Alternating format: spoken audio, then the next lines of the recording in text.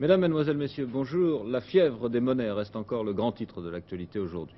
On doit en parler en ce moment même au Conseil des ministres qui est réuni à l'Élysée après le voyage de M. Pompidou à Bonn. Français et Allemands sont d'ailleurs tombés d'accord à ce sujet pour considérer que les pays européens doivent agir de façon concertée et maintenir la parité entre leurs monnaies. C'était d'ailleurs une invitation, disons, à la Grande-Bretagne pour qu'elle cesse de faire flotter la livre d'ici la fin de l'année. Mais pendant ce temps-là, le dollar est coté un peu partout à son niveau le plus bas, et l'ensemble de cette situation a provoqué, semble-t-il, la démission de M. Schiller, le ministre allemand des Finances. Une démission qui n'est pas encore officielle et qui, de toute façon, doit être acceptée d'abord par le conseiller Willy Brandt, par le chancelier, Willy Brandt. Je vous propose donc, en début de ce journal, de commencer avec le point de cette fièvre monétaire en compagnie de Gérard Vidalange. Oui, alors où en est la situation actuelle? Premièrement, on peut dire que la livre a baissé de 8% depuis sa flottaison et la livre est en quelque sorte revenue à sa parité antérieure aux accords de Washington. À cette époque, le dollar avait été dévalué alors que la livre n'avait pas été modifiée. Deuxième point, le dollar est à son cours plancher, effectivement, et de ce fait, toutes les banques centrales, les banques européennes, sont obligées d'intervenir conformément aux accords de Washington.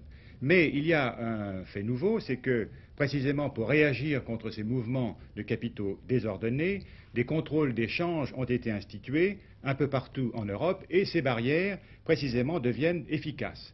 Hier, la Suisse, par exemple, a institué une taxe sur les dépôts étrangers qui a été appliquée immédiatement à partir de lundi et cette taxe tout de même pénalise de 2% tous les dépôts étrangers qui doivent payer un intérêt de 2%.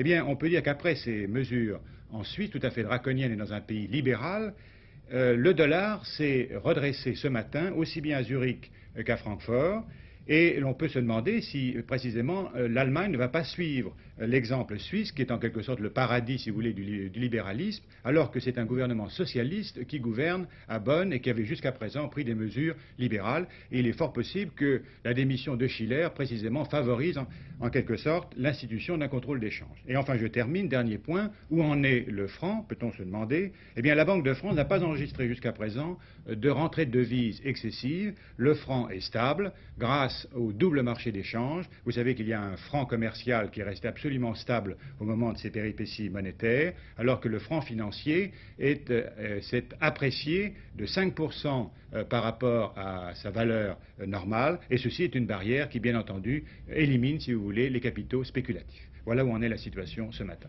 Merci Gérard et à tout à l'heure. Pour le reste, sur la scène internationale, il faut noter que depuis ce matin, les Japonais ont un nouveau Premier ministre. Il s'agit de M. Tanaka, un homme de 54 ans que vous aviez vu hier au cours de Télésoir dans un reportage de Bernard Volcker. Pour la première fois, le chef du gouvernement japonais ne sort pas des universités impériales, il est plutôt issu, disons, de milieux modestes. Ce successeur de M. Sato marquera peut-être un tournant important dans la politique de Tokyo, notamment dans ses rapports avec les États-Unis et avec la Chine. Le président Boumedienne a prononcé un discours hier à l'occasion du 10e anniversaire de l'indépendance de l'Algérie. Il a souligné que tous les problèmes avec la France avaient été réglés. Il ne reste plus, a dit le chef de l'État algérien, qu'à développer la coopération dans le respect de la souveraineté des États. Une fois de plus, on se pose des questions à propos de Concorde. L'avion supersonique franco-anglais sera-t-il véritablement rentable? Non seulement on note une certaine hésitation de la part de plusieurs pays qui devaient acheter l'appareil, mais encore certains d'entre eux annulent purement et simplement leurs options. C'est le cas d'Air Canada qui vient de renoncer à acheter les 4 Concorde qu'elle envisageait d'acquérir. Et cela survient à peu près au moment où précisément le Concorde 02 revient de sa tournée en Orient, François Closet. Oui, il faut dire qu'il y a, si vous voulez, deux sortes de contestations. Alors il y a par exemple la contestation extérieure, par exemple des manifestants qui étaient venus assister à ce décollage pour mesurer le niveau de bruit de Concorde et qui ont trouvé finalement qu'à ce décollage, son niveau de bruit était inférieur à celui d'un Boeing 707. Et puis il y a alors des discussions qui sont essentiellement économiques à l'intérieur même des compagnies, ce qui est très naturel. Il faut bien comprendre que l'intégration dans une flotte d'avions, d'un avion supersonique, va changer considérablement l'équilibre, les conditions de rentabilité d'exploitation d'une flotte. Il est normal qu'on s'interroge, et il est vrai normal qu'on s'interroge. Mais de ce point de vue-là, je ne pense pas que la décision d'Air Canada soit très significative, parce que sur les 74 options actuelles sur Concorde, Air Canada avait les 4 dernières, c'est-à-dire qu'en tout état de cause, les avions auraient été livrés en 78, et dans ces conditions, effectivement, il n'était peut-être pas très utile pour Air Canada de continuer à payer pour maintenir cette option, parce qu'ils auront le temps de voir venir. Mais pourquoi toutes ces réticences?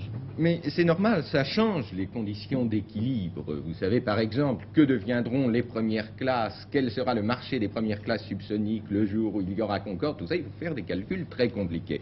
En fait, ce qui va être très important, c'est dans les mois à venir, les décisions des grandes compagnies américaines, comme TWA, Panam et autres, qui vont devoir dire s'ils confient et passer des commandes fermes. C'est là que va être probablement le grand test pour Concorde. Pour le moment, il faut attendre, ce n'est pas très significatif. Au Vietnam, la bataille pour Quang Tri se poursuit et peu à peu, les Sud-Vietnamiens semblent reprendre la capitale de cette province qui, depuis le 1er mai dernier, était contrôlée par les forces communistes. Cette nuit encore, plusieurs commandos parachutistes sud-vietnamiens sont entrés dans la ville. Au total, plus de 500 hommes seraient déjà dans Quang Tri. Il y a aussi un nouvel aspect de cette guerre au Vietnam sur lequel je vous propose de nous arrêter un instant. Il s'agit de la guerre météorologique. Selon plusieurs journaux, en effet, des journaux américains en particulier, les Américains, précisément, de façon à gêner les mouvements des troupes ennemies, réussiraient actuellement à provoquer des chutes de pluie sur certaines zones de combat. Cela peut paraître surprenant, et pourtant ce n'est pas une technique tout à fait nouvelle, François de Closet. Non, absolument pas, et c'est ce que vont nous montrer ces images. Une fois de plus, il s'agit de recherches pacifiques qui sont reprises à des fins guerrières. Car les aviateurs que nous allons découvrir dans cet avion, eux, ne partent pas du tout à l'assaut de positions ennemies, ils partent attaquer ou s'entraîner à attaquer des ouragans. Mais en fait, ce sont les mêmes techniques, il faut bien le dire, qui sont utilisées dans les deux cas. Alors très schématiquement, il va s'agir de faire crever un nuage en répandant dans ce nuage depuis l'avion certaines substances. Alors comment se pose le problème? Eh bien, si vous voulez, un nuage, c'est une énorme concentration de gouttelettes d'eau et d'eau liquide, ce qui est curieux parce que le nuage peut être à moins 30 degrés bien qu'il y ait des gouttelettes d'eau liquide. Et il semble qu'au moment où se produit le processus de la précipitation, de la pluie, il y ait une cristallisation de nombreux petits cristaux de glace qui se fassent dans le nuage. Alors, ce que l'on essaye par cet ensemencement, comme l'on dit, avec des produits comme de l'iodure d'argent, qu'on utilise le plus souvent, eh bien, on essaye, en répandant ces petits cristaux dans le nuage, de provoquer artificiellement cette glaciation, c'est l'apparition de ces petits cristaux de glace pour faire la précipitation. Et précisément, les cristaux d'iodure d'argent ressemblent beaucoup à des cristaux de glace, et c'est pourquoi autour de ces petits cristaux, l'eau va développer des petits cristaux de glace, et on va artificiellement provoquer la pluie. Alors il y a près de 25 ans qu'on étudie ça. C'est pas nouveau, non, seulement il faut savoir que un vieux rêve aussi. La météo, c'est quelque chose de très compliqué, le ciel est quelque chose de très capricieux, il y a des résultats intéressants, et puis à d'autres moments c'est décevant, on a beaucoup de mal à maîtriser tout ça, c'est pourquoi ces techniques qui sont très intéressantes pour l'avenir n'ont pas encore connu un très grand développement. Dans le domaine de l'agriculture, par exemple, c'est intéressant. Bien sûr, mais dans le domaine de l'agriculture et aussi et surtout dans le domaine de la prévention des cyclones ou des typhons, on pense que si on pouvait, au moment où se développe l'œuf, c'est-à-dire les masses nuageuses qui ensuite vont se mettre en mouvement et former l'ouragan, si on pouvait à ce moment-là faire crever le nuage, eh bien on éviterait peut-être des catastrophes. Il y a le projet américain Storm Fury pour essayer ça. C'est une véritable arme de guerre? Alors justement, c'est probablement une arme tactique, si vous voulez, parce que pour faire crever un nuage, il faut qu'il y ait un nuage, si vous voulez. Donc on ne peut pas, c'est ça, on ne peut pas les amener. Donc on ne va pas augmenter la quantité d'eau qui, sur plusieurs mois, va tomber sur une région. On ne va pas véritablement changer le climat. En revanche, on va pouvoir provoquer la pluie au moment voulu s'il y a des nuages. Donc, si on veut par exemple lancer une opération de bombardement, eh bien on provoque la pluie pour gêner la défense anti-aérienne. C'est un peu comme cela. Alors, à l'heure actuelle, au Vietnam, c'est la mousson. Depuis le 10 juin, la saison des pluies. Il y a toujours d'énormes concentrations de cumulonimbus. Et dans ces conditions, évidemment, le terrain ou le ciel se prête à ce genre d'opération. Les habitants de la Gironde, en tout cas, doivent se dire qu'on n'a vraiment pas besoin de ce genre de technique. Hier soir, en effet, ils ont subi un orage très, très violent, des rafales qui soufflaient à près de 100 à l'heure sur le bassin d'Arcachon. Des voiliers se sont trouvés en difficulté. Il y a eu quelques incendies, mais sans trop de gravité, qui ont pu être maîtrisés rapidement. Pour aujourd'hui, le temps devrait être nuageux avec quelques petites pluies dans l'ouest et près de la Manche. Ailleurs, les orages risquent de s'étendre après les régions méridionales. Le temps lourd risque en effet de gagner cet après-midi les Alpes, le Jura, le Morvan et ce soir aussi le bassin parisien. Il y avait déjà un monsieur Silence, un monsieur Sécurité routière. Il y a aussi depuis hier monsieur O. EAU. Entendez par là un responsable de la pollution des eaux, ou plutôt de la lutte contre cette pollution. Désormais, il existera un système d'intervention rapide pour lutter contre ce genre de nuisances. Monsieur O, c'est monsieur Saglio, que Jacques Collet a rencontré tout à l'heure. Faisons d'abord les présentations. Monsieur O, c'est monsieur Jean-François Saglio, qui est directeur du secrétariat permanent pour l'étude des problèmes de l'eau au ministère de l'Environnement. Avant vous, il y a eu monsieur Silence. Depuis quelques jours, il y a monsieur Route. Alors, monsieur Saglio, à quelle tâche vous attelez-vous? Je vous dirais d'abord que je ne suis pas vraiment monsieur O, je ne suis que le directeur des problèmes de l'eau au ministère de l'Environnement. À quelle tâche est-ce que je m'attelle? Eh bien, à la tâche de tous les jours, à la lutte contre la pollution, qui est un problème de plus en plus préoccupant. Vous lancez d'ailleurs, dans le cadre de cette protection de nos cours d'eau, une opération baptisée SVP Pollution. En quoi consiste-t-elle? Elle consiste à demander aux industriels et aux collectivités locales de nous aider à prévenir les pollutions accidentelles qui surviennent pendant l'été. Au moment où les rivières sont le plus bas, c'est-à-dire au moment où, quand il y a une pollution, elle est la plus gravement ressentie.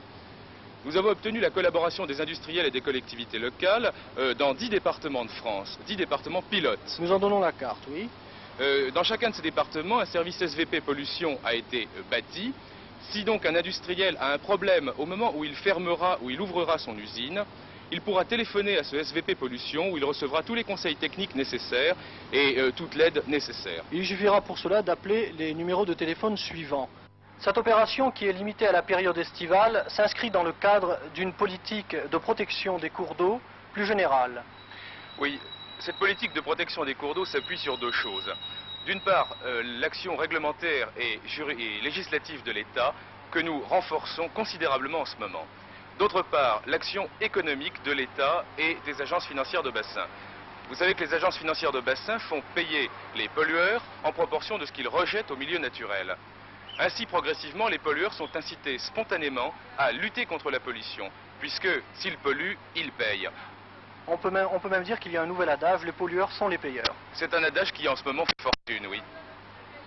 Une information qui vient de me parvenir à l'instant même et qui est très importante bien sûr, elle est de l'agence France Presse. C'est une dépêche qui, nous dit-on, est officielle. Monsieur Chaban-Delmas a démissionné.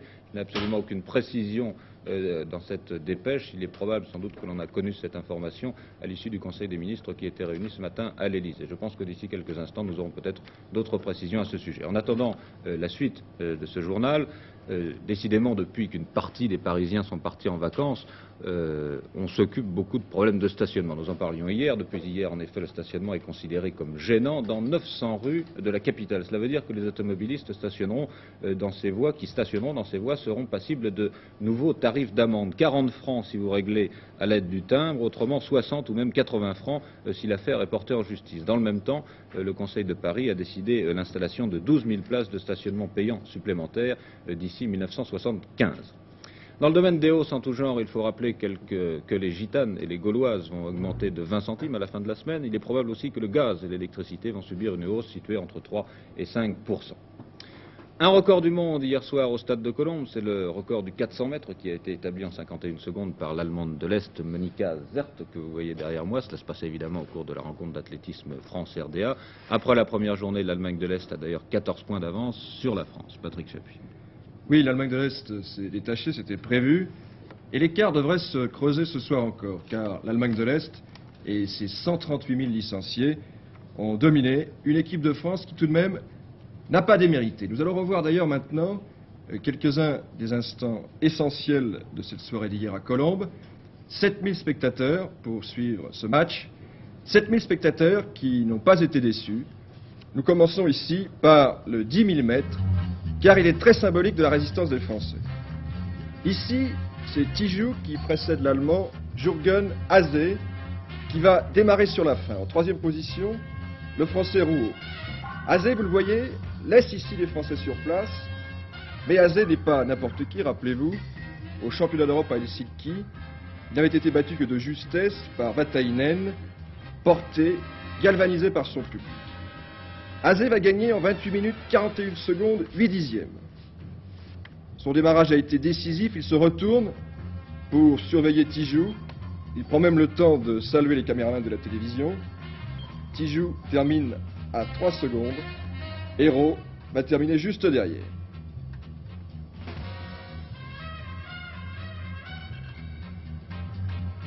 Dans le 4 x 100 mètres que nous allons suivre maintenant, la France aligne dans l'ordre, les Français à gauche en blanc. Dans l'ordre, Bourbeillon, qui est ici, Metz, Fenouil et Bambouk. Mais regardez bien l'allemand.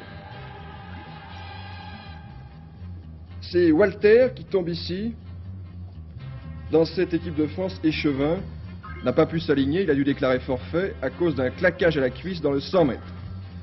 Les Français vont réaliser un temps de valeur mondiale, 39 secondes 1 dixième, bien que Bambuck, notre dernier relayeur, le voici, n'ait pas donné l'impression de tellement forcer. On sait que Bambuck n'aime pas tellement le relais et qu'il avait participé à aucune épreuve de ce type depuis les Jeux de Mexico. 39 secondes 1 dixième, les Allemands sont à 1 dixième. Notre relais 4 x 100 mètres sont bien armés pour Munich. Maintenant, c'est l'exploit de la soirée. Record du monde du 400 mètres plat égalé par l'Allemande Monique Kazert, 51 secondes, couloir numéro 5. Tout de suite, vous la voyez ici, elle rattrape le retard optique dû au décalage du couloir. Elle est ici en deuxième position. Monique Kazert, cette année, avait déjà 2 fois réalisé 51 secondes 1 dixième, le record d'Europe. Dans cette course, bien sûr, nous suivons aussi Nicole Duclos, mais Nicole Duclos a du mal à se remettre d'une récente maternité. Elle se classera tout de même 4e. Monique Kazert, ici, va se détacher. Elle plane littéralement sur cette course. Regardez son style puissant ici au premier plan. 51 secondes, c'est le temps qu'elle réalise. C'est aussi le temps déjà réalisé par Marie-Line Deville, qui va déclarer forfait pour Mexico à la suite d'une déchirure du tendon d'Achille. Monique Kazert, favorite pour Munich. Nous allons la revoir d'ailleurs au ralenti, elle est ici. Vous voyez que sur la fin, tout à fait en avant, elle relâche légèrement son effort. Manifestement, cette jeune fille de 20 ans est capable de réaliser 50 secondes. Son auteur, Henri Elliott, ici, 2,15 m au premier essai. Cette performance nous console un peu du médiocre saut en longueur de Jacques Pani blessé. Nous allons revoir Elliott au ralenti.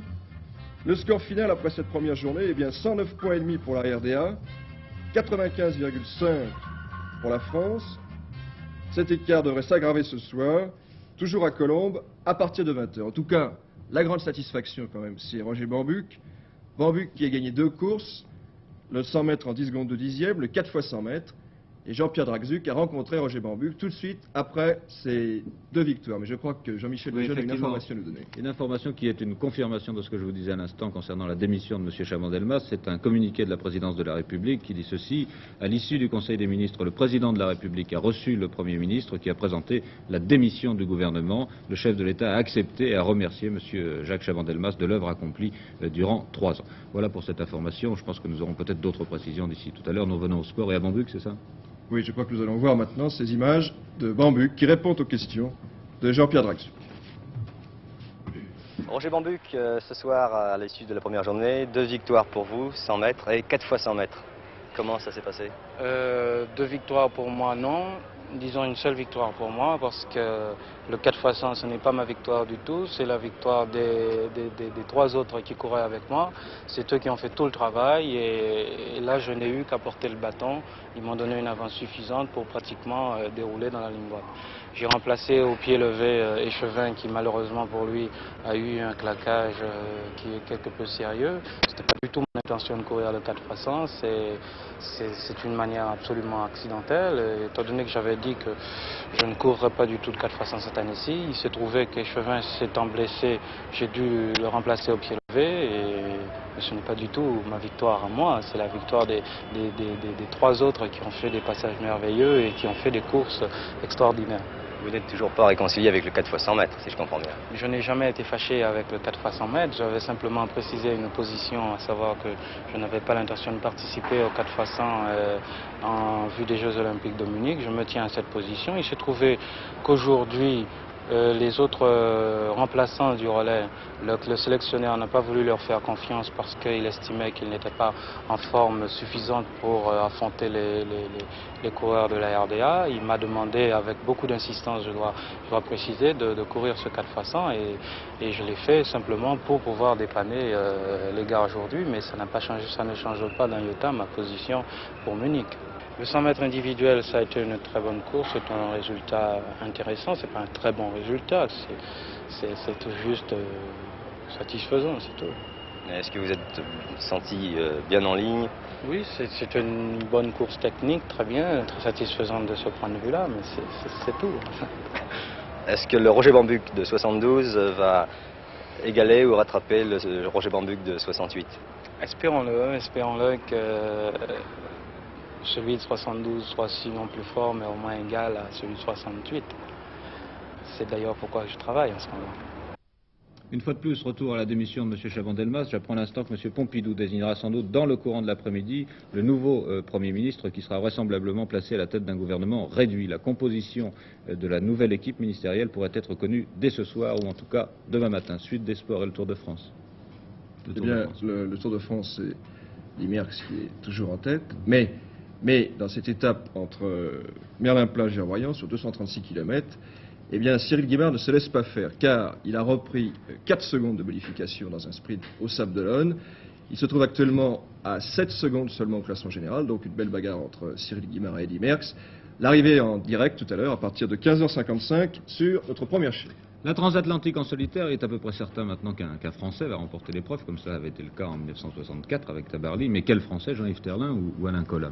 Justement, c'est le problème. Therlin et Colas se trouvent actuellement à peu près à 800 km d'arrivée. On ne peut pas les situer tout à fait l'un par rapport à l'autre. On sait qu'ils sont sensiblement ensemble. Le problème, c'est qu'il y a actuellement 2 formules de bateaux qui s'opposent. Therlin, qui est sur un monocoque, un bateau classique avec une seule coque, un bateau qui pèse 35 tonnes et qui mesure 40 mètres de long. Colas, lui, est sur un engin absolument identique à celui-ci. C'est le même architecte, André Alleg, qui a dessiné ce bateau, qui est en maquette bien sûr, et qui a dessiné le Penduic 4. Penduic 4 est un trimaran, 3 coques, une coque centrale, 2 coques latérales. Ce bateau est 2 fois plus petit que le bateau de Therlin, mais il est aussi 3 fois plus léger, et on a pu dire que sur l'eau, il naviguait un peu comme une libellule, c'est-à-dire qu'il glisse sur l'eau. Tout va donc se jouer maintenant sur la force du vent. Si le vent est fort et de face, Therlin, qui est un bateau lourd et puissant, sera certainement avantagé par rapport à Penduic 4, le bateau de Colas. Mais si le vent est léger, Colas peut très vraisemblablement arriver à Newport avant Therlin. Donc actuellement, le vent est assez léger. On peut donc donner peut-être un certain avantage possible à Colas sur Penduic 4. En tout cas, une chose est certaine, le record sera très largement battu. Il était de 26 jours. Le premier doit arriver avant la fin de la semaine et il réaliserait à ce moment-là 21 jours seulement, soit 5 jours de moins qu'en 68. Un sport qui vous est cher, Patrick Chapuis, et qui a tendance à se développer de plus en plus avec la vogue de la moto, et qui sera sans doute encore plus pratiqué pendant cette période de vacances, le trial, ou autrement dit la moto tout-terrain. Oui, je crois qu'il faut préciser qu'il existe 2 sortes de motos tout-terrain. Le motocross, qui est une course sur un circuit tourmenté, qui fait beaucoup de bruit, et qui est une compétition. Le trial, lui, est un petit peu, si vous voulez, la moto en liberté, en montagne. Mais une question se pose maintenant, est-ce que cette moto en liberté, en montagne, ne constitue pas une nouvelle forme de pollution? En tout cas, c'est le reportage, c'est l'enquête maintenant de notre station de Lyon. Dans un village de Haute-Tarentaise, à quelques lieues du parc de la Vanoise, un rassemblement de trialistes. Ne cherchez pas dans le dictionnaire la signification de ce mot, il n'y figure pas encore. Le trial est né en Angleterre il y a une trentaine d'années, et à la silhouette de ses pratiquants, le rapprochement se fait immédiatement avec le motocross. Rien de plus différent pourtant que ces 2 sports. Le motocross se pratique sur un circuit à vive allure, le trial lui évolue en pleine nature et au pas, presque sans bruit. Le plaisir du trialiste ne réside pas en effet dans la griserie des dérapages et des envolées spectaculaires, mais dans la promenade en équipe par tout temps sur les terrains les plus accidentés. En bref, pour le trialiste, l'objectif n'est pas de franchir les obstacles dans le minimum de temps, mais de les avaler sans poser le pied à terre et sans caler son moteur. La pratique de ce sport requiert donc plus d'équilibre et de témérité, plus de doigté que de force pure. En France et spécialement dans la région Rhône-Alpes, le trial n'a été pratiqué jusqu'à une époque récente que par une poignée de morteux. Et ce n'est qu'il y a 2 ou 3 ans, avec l'essor spectaculaire de la moto de route, que le trial a eu des adeptes plus nombreux. Bien que récent, ce sport a déjà ses pionniers, ses champions. L'un des plus connus est certainement l'Albervillois Claude Peugeot. Pour un spécialiste, pour un champion comme vous, quel est le plaisir que l'on peut y trouver? D'y trouver des difficultés encore bien supérieures à celles qu'on trouve en plaine, et également d'y trouver des beaucoup plus grands espaces. La montagne est énorme, et on peut aller très très loin. C'est la grande solitude, ça change complètement des trials de la région parisienne, par exemple. Il faut aimer la montagne, il faut aimer la nature pour faire du trial. Il faut aimer la montagne, oui, parce qu'en fait, même si on part à un petit groupe de 4 ou 5, on se retrouve très clairsemé et on se retrouve très seul par rapport à la grande montagne. Quand on roule doucement, on ne fait pas de bruit. On ne gêne pas, on passe au milieu des troupeaux de bêtes et on ne les dérange pas. On passe chez les bergers, ça ne les dérange pas du tout. Les gens de la montagne aiment beaucoup les motos de trial. Nous avons évidemment vérifié cette affirmation de Claude Peugeot auprès des gens de la montagne. Car c'est bien eux, en définitive, qui connaissent le mieux à la fois les trialistes et les touristes qui arrivent nombreux avec la belle saison. Ben, les touristes, on a eu une plainte justement qui disait que ça faisait quand même trop de bruit dans la région, qu'ils venaient ici pour se reposer. Et que... Enfin, les trialistes dans la région, ils font partie un peu du paysage maintenant, non? On est habitué à les voir. Ah, mais moi, nous, personnellement, nous, ça ne nous gêne pas, c'est comme je vous dis, quoi. À nous, absolument pas, quoi. Alors? À votre avis, il faut qu'ils soient simplement un peu calmes? Ben, qu'ils soient un peu calmes, et puis à mon avis, simplement, il faut qu'ils respectent les propriétés privées, quoi, ce qui est normal, parce que les gens, ils ont que ça pour vivre, hein.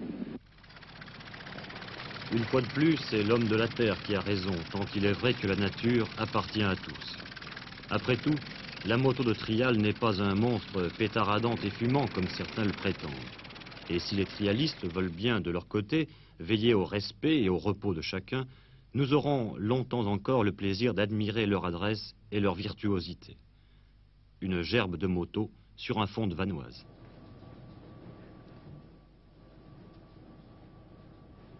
Il y a quelquefois des surprises de taille dans la mode féminine, peut-être surtout lorsqu'elle nous vient des États-Unis. En l'occurrence, il s'agit d'ailleurs plus d'une vogue que d'une mode. Depuis quelque temps, en effet, certaines Américaines avaient pris l'habitude de porter sur le ventre des coussins qui les faisaient ressembler à des femmes enceintes. Cela comporte, vous allez le voir, quelques avantages, ce qui fait que certaines jeunes Françaises, à leur tour, n'hésitent plus à simuler la grossesse sous l'œil intéressé de Gérard Pabio.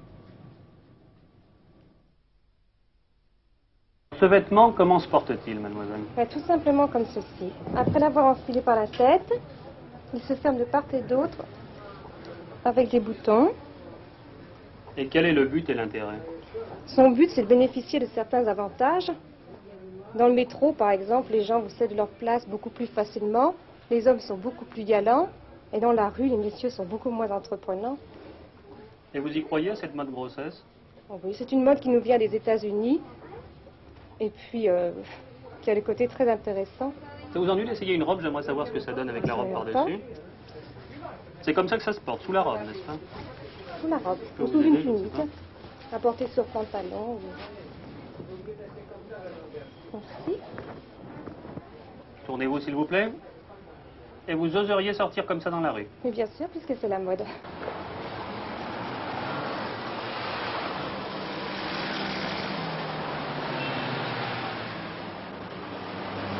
Qu'est-ce que vous en pensez, vous, monsieur le Convaquel? C'est pas mal. Ça présente bien. Maintenant, c'était pour avoir un coussin gonflé sous sa robe et puis obtenir une place dans le métro pour le moyen d'être assis, sans carte de priorité, c'est un peu abusif.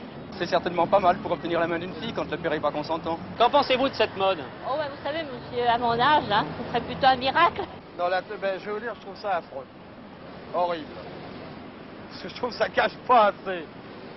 Ah, c'est vraiment pas beau. Je suis désolé. Enfin, sinon, l'idée, qu'est-ce que c'est saugrenu, puisque du fait que c'est pas beau, pour moi, c'est saugrenu.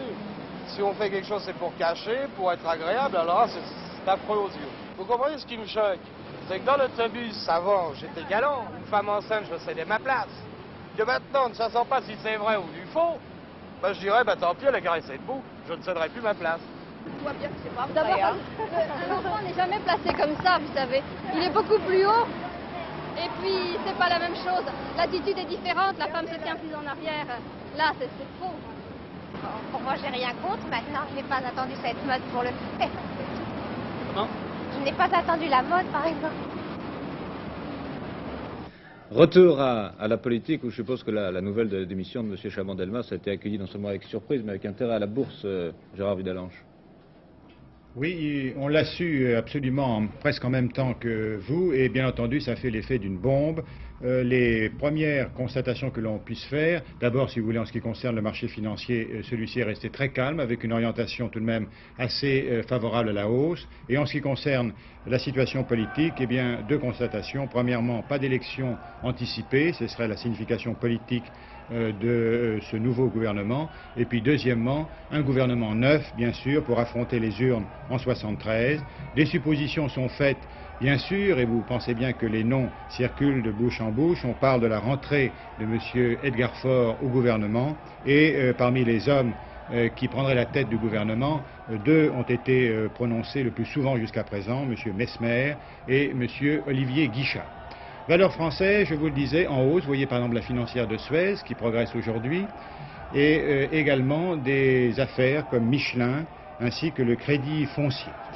Des indications sur la situation économique, plus exactement des prévisions sur la situation économique pour le premier semestre, intéressantes ont été données au Conseil économique et social. En effet, les deux rapporteurs de la section du plan estiment que la situation économique de la France se présente sous un jour plus favorable que celle des autres pays de la communauté économique élargie, au moins en ce qui concerne l'expansion. Mais il y a un point noir, bien sûr, qui ne vous étonnera pas, c'est le problème des prix, l'évolution des prix qui reste toujours inquiétant.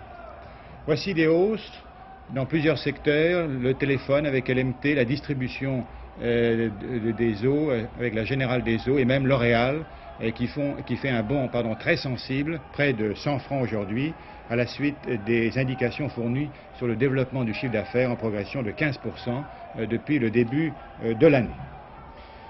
Esso Standard a confirmé sa hausse d'hier, plus exactement consolidé à 135 contre 137 maintenant. Vous voyez qu'on a tout de même un petit peu baissé en séance. Petrofina, le cours était très attendu, il est en hausse aujourd'hui encore à 542 contre 537.